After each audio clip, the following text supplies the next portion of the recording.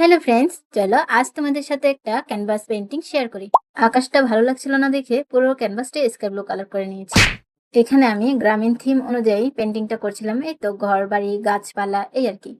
আজকের ভিডিওটা কিন্তু অনেকখানি লং হতে যাচ্ছে, তো চলো আমার আর্ট জার্নির কিছু কথা শেয়ার করি। আমি কিন্তু আর্ট করি একদম ছোট বয়স থেকে। 3-4 বছর বয়স থেকে আমি ঘর বাড়ি গাছপালা এসব আঁকতাম। আর এসব আঁকাআঁকির মধ্যে আমার আম্মু সব থেকে বেশি অনেক বেশি সাপোর্ট করতেন। একাডেমিক পড়াশোনা স্টার্ট করার আগে থেকেই নাকি আমি এসব এঁকে বেড়াতাম। তখনকার সময় আমার কাছে ছবি আঁকা মানেই ছিল একটা খাতা, রাবার, পেন্সিল কাটার, আর কালার হিসেবে ছিল অয়েল পেস্টেল আর পেন্সিল কালার। এইসব অ্যাক্রিলিক কালার, ক্যানভাস এসবের সাথে আমি পরিচিত হয়েছি এই গত ১ বছর যাবৎ, যখন থেকে আমি পেজটা খুলেছি।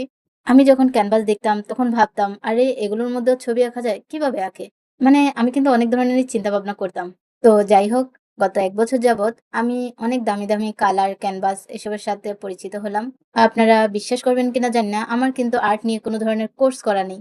বা কেউ যে আমায় শিখিয়েছে হাতে ধরে, সেটাও কিন্তু না। এসব কালার এপ্লাই, ব্রাশ ঘোরানো এসবে কিন্তু অনেকে হাজার, হাজার টাকা দিয়ে কোর্স করে থাকে। আমার কিন্তু এই ধরনের কোনো কিছুই অভিজ্ঞতা নেই। আমার জাস্ট একটা জিনিস ভালো লেগেছে, এই জিনিসটা আমি করব, ব্যাস শুরু করে দিয়েছি। আপনারা কিন্তু আমার আর্টগুলো লক্ষ্য করলে বুঝতে পারবেন, আমি অনেক ধরনের ডিটেইলসই কিন্তু দিতে পারি না। কারণ ওই বিষয়ে আমার কোনো ট্রেনিং জানাই নেই। আমি ওই ধরনের প্র্যাকটিসও করি না। আমার যদি ট্রেনিং নেওয়া থাকতো অথবা আমি যদি রেগুলার প্র্যাকটিস করতাম, তাহলে হয়তো আমার আর্টগুলো অনেকটাই রিয়ালিস্টিক হয়ে উঠত। আমি যদি ছোট থেকে আমার কাজটাকে গুরুত্ব দিতাম, তাহলে হয়তো আজ আমি অনেক বড় একজন আর্টিস্ট হতাম। আমার সামনে আমার এই কাজটাকে অনেকেই ছোট করে দেখেছে। তখন আমিও নিজ থেকে ভেঙে পড়ি। তারপর অনেক বছরই আমি আর্ট থেকে দূরে থাকি। মানে আর্ট করেছি, বছরের মধ্যে ১ টা, ২ টা, ৩ টা এরকম আরকি। তো সেই হিসেবে আমার প্র্যাকটিস নেই বললেই চলে। আমার বাস এখন ইচ্ছে হয়েছে আর আমি আঁকতেছি। তো আমি এটাই বলতে চাই যে, যেই জায়গায় নিজেই নিজের কাজটাকে ছোট করে দেখা হয়, সে জায়গায় কিন্তু কোনোদিনও বড় হওয়া যায় না। আমরা যেই জিনিসটা পারি, আমাদের মধ্যে যে জিনিসটা আছে, আমাদের সেটা নিয়েই করা উচিত। সেটা নিয়েই এগিয়ে যাওয়া উচিত।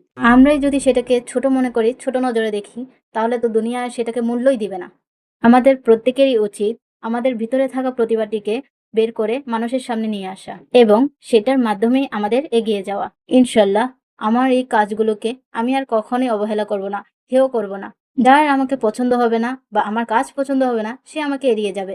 কিন্তু আমি আমার জায়গায় অটল থাকব এবং আমি আমার কাজগুলোকে নিয়ে এগিয়ে যাব।